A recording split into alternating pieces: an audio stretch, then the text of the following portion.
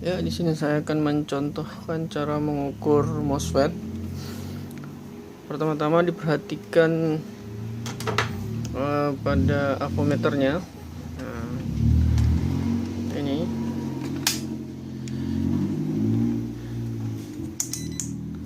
avometernya kita menggunakan dioda mode ketika mau melakukan pengukuran pada MOSFET. Nah, kita putar. Kita lihat ini masih posisi untuk mengukur resistor atau hambatan. Kita tekan ini tombolnya, ini untuk buzzer, kemudian kita gunakan satu kali lagi. Nah ini, nah, ketika ada lambang atau logo dioda mode seperti ini, maka itulah yang kita gunakan untuk mengukur MOSFET. Nah, di sini ada mainboard. Nah, MOSFET yang akan saya ukur, atau semua MOSFET akan saya ukur satu-satu untuk mengetahui kondisinya. Nah ini salah satu MOSFET-nya saya akan ukur dulu. Nah, kita ingin tahu dulu apakah MOSFET ini masih bagus atau sudah rusak. Untuk mengetahui kondisi MOSFET bagus apa enggak, kita tidak perlu memperhatikan posisi probe-nya merah atau hitam. Langsung saja kita arahkan di antara dua sisinya, 23 dan 76. Nah, langsung saja seperti ini. Nah, ketika kita arahkan seperti ini, tidak terjadi buzzer atau tidak ada bunyi beep, itu kemungkinan MOSFET ini masih dalam kondisi bagus. Nah, selanjutnya kita ingin menentukan apakah MOSFET ini berjenis P-channel atau N-channel. Kita perhatikan kaki satu di mana. Misalnya ini kaki satu. Nah, ini kita perhatikan di sini ada kaki 1, 2, 3, 4, 5, 6, 7, 8. Oke, ini 1 sampai 8. Nah, ini saya probe merah masih seperti yang tadi, saya arahkan ke tengah antara kaki 2 dan 3, kemudian yang hitam antara 7 dan antara 6 dan 7. Nah, perhatikan di multimeter itu tidak terjadi pergerakan. Nah, sekarang probe-nya saya balik antara hitam dan merah. Kita balik sekarang. Nah, lihat sekarang setelah probe saya balik, terjadi perubahan nilai di avometernya. Terjadi perubahan nilai. Nah, ini artinya MOSFET ini adalah berjenis P-channel. Kenapa? Ciri-cirinya, ketika probe hitam saya arahkan di antara 23 dan yang merahnya di antara 67 dan memiliki nilai 0,5 sekian, tapi ini nilai tergantung jenis avometernya. Biasanya ada yang lebih rendah, 0,4, biasanya seperti itu. Berarti MOSFET ini berjenis P-channel dan dalam kondisi masih bagus. Sekarang kita cari MOSFET yang berjenis N-channel. Artinya kebalikan dari MOSFET P-channel tadi. Nah, ini ada MOSFET. Nah, kita ukur dulu yang ini. Kebetulan ada MOSFET juga di sini. Yang ini. Kita cari kaki satunya mana? Oh, ini kaki 1. Nah, perhatikan. Nah, dari pengukuran ini kita bisa menyimpulkan bahwa MOSFET ini juga berjenis P-channel. Jadi kedua MOSFET yang ini dan yang ini berjenis P-channel. Oke, kita ukur yang lain. Jadi kita sudah menemukan dua P channel di mainboard ini. Sekarang kita mengukur yang kecil ini MOSFET juga, cuman modelnya yang lebih kecil. Perhatikan. Nah, ini agak besar, ini kecil, tapi tetap saja MOSFET. Dan ingat ya, MOSFET di mainboard itu kodenya adalah Qi. Jadi ketika menemukan Qi berarti itu MOSFET atau Peki. Nah, Peki atau Qi. Peki untuk tegangan inti biasanya, artinya tegangan-tegangan besar yang dilewati. Kemudian kita ukur. Kita cari dulu kaki satunya. Kaki satunya adalah ini di sini satu untuk MOSFET yang ini, dan yang kaki satunya untuk yang ini. Oke. Kita lakukan cara yang sama seperti tadi. Kita arahkan kaki 23 dan 67. Nah, perhatikan. Nah, di sini tampak perbedaan. Ketika saya mengukur dengan cara yang sama, ini tidak memiliki nilai atau over limit. Beda dengan ketika saya mengukur kaki P channel tadi. Nah, ini sama ini. Oke, saya gambar dulu.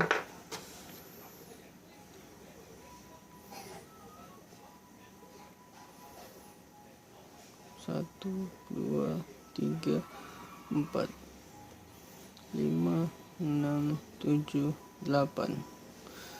1, 4, 5, 8. Nah, posisi PCH, P channel. Nah, ingat untuk P channel ketika saya mengukur seperti ini, saya arahkan di antara kedua ini, antara pertengahan antara 23 dan 67, ini akan bernilai. Lihat, perhatikan ini. Nah, dia memiliki nilai 0,5. Beda dengan ketika saya mengukur N channel. Nah, dia tidak memiliki nilai.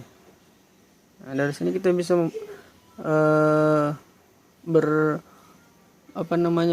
sudah menemukan dua tipe MOSFET yang berbeda. Yang satu N channel, yang ini N channel. Kemudian yang ini adalah ini yang P channel, maaf, ini P channel, yang ini adalah N channel.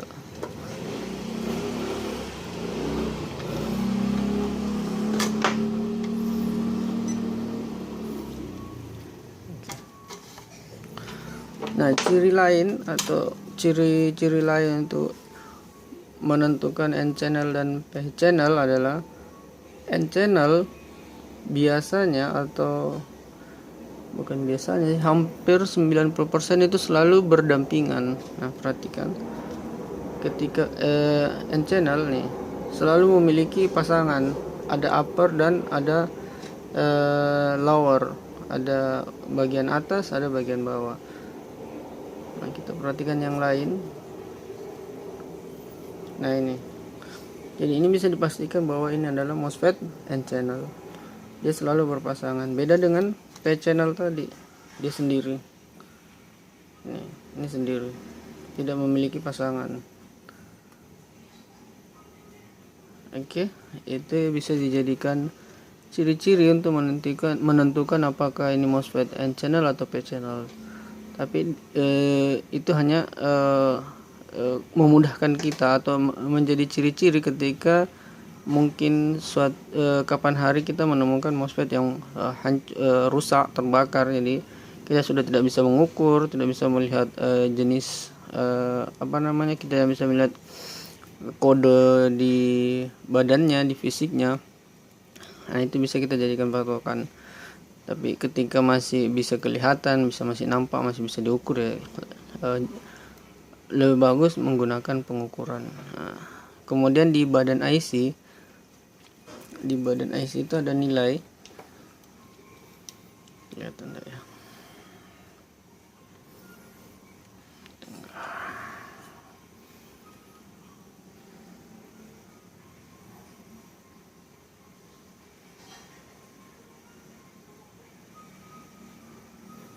Nah itu kelihatan enggak? Kelihatan ya, 4407.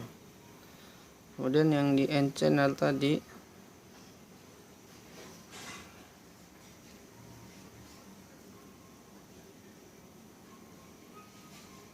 7410. Nah itu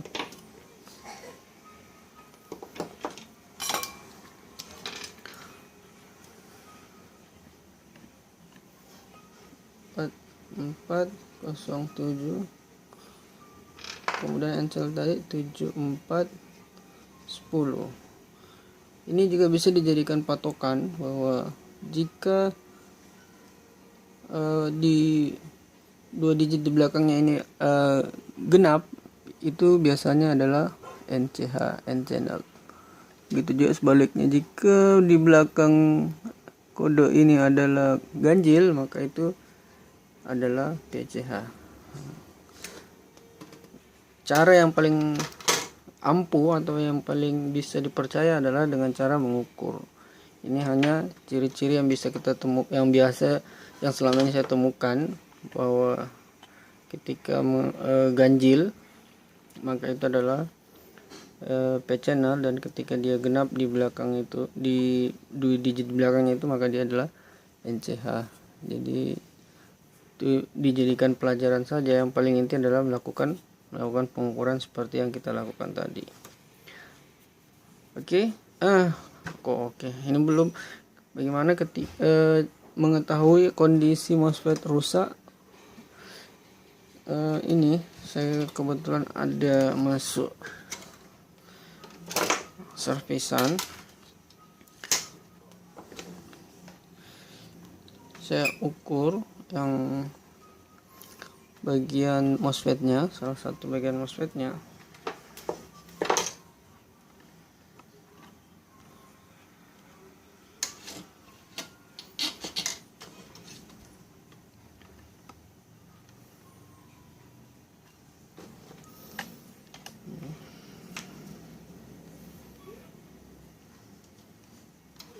Gelap.